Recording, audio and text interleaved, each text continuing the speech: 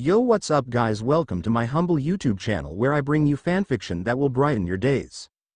Before we start, a subscribe is greatly appreciated, and don't forget to leave a like and ring the bell icon so you won't miss exciting new fanfiction stories. Tensura x COTE, The God and the Genius by Tempest_Moon. Chapter 4, Unexpected Meeting. Inokoji Pav. I thought things will be different, but apparently the entrance ceremony of this school was the same with every high school in Japan. After leaving the classroom, all of us headed toward the hall where the entrance ceremony will be held. The principal gave a few greeting remarks towards us first years, and also most freshmen did the same. It took a while, but it was not something I find interesting.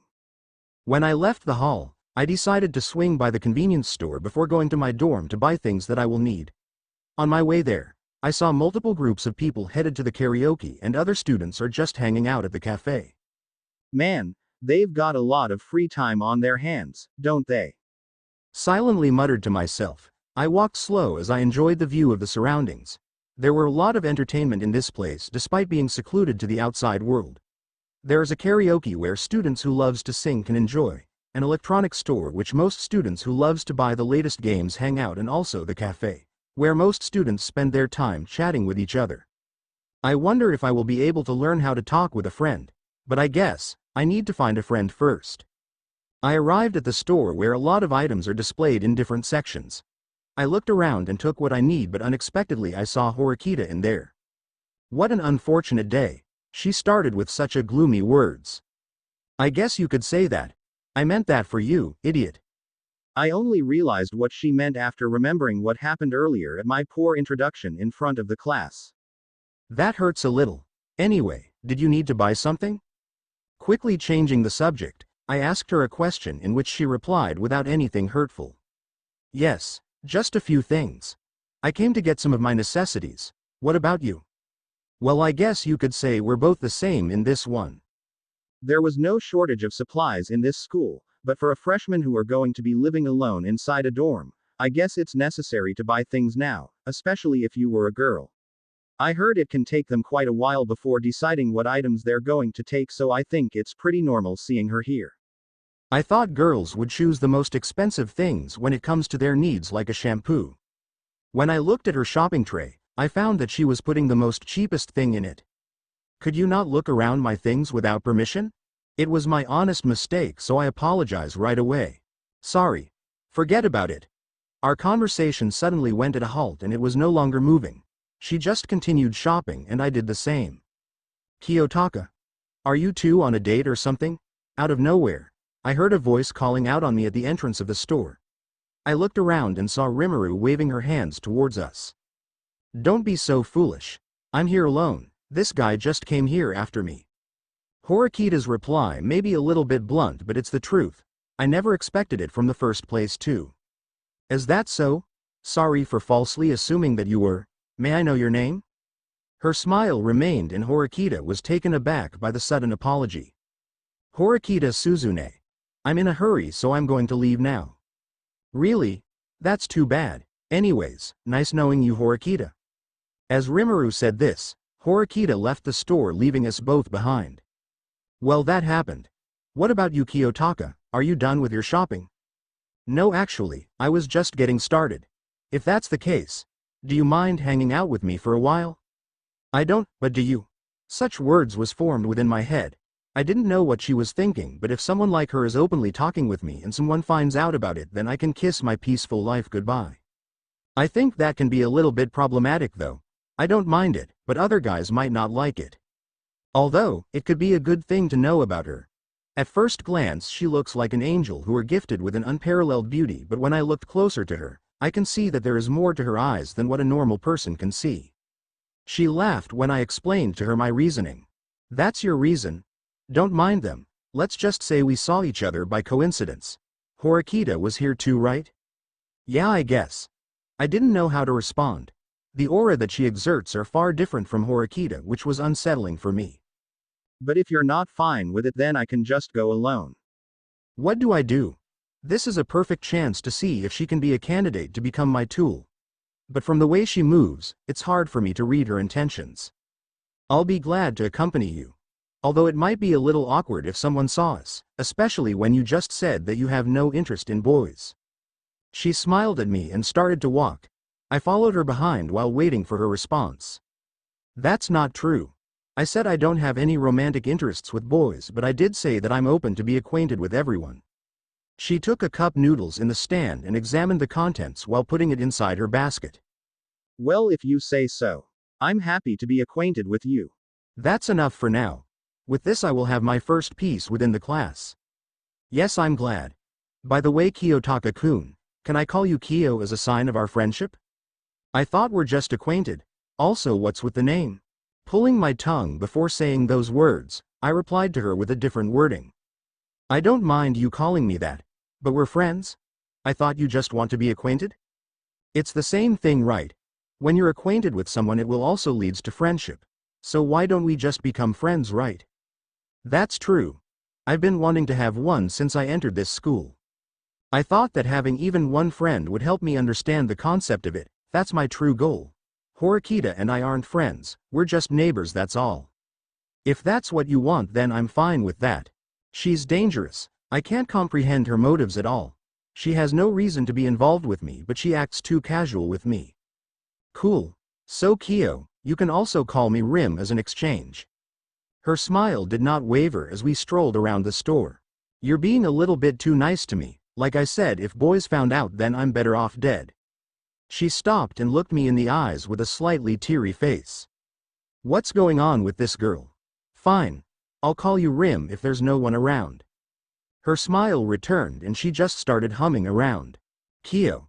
I've been looking around the store, but have you noticed something funny? I was too immersed at our conversation that I didn't realize what she had said. Funny? What do you mean?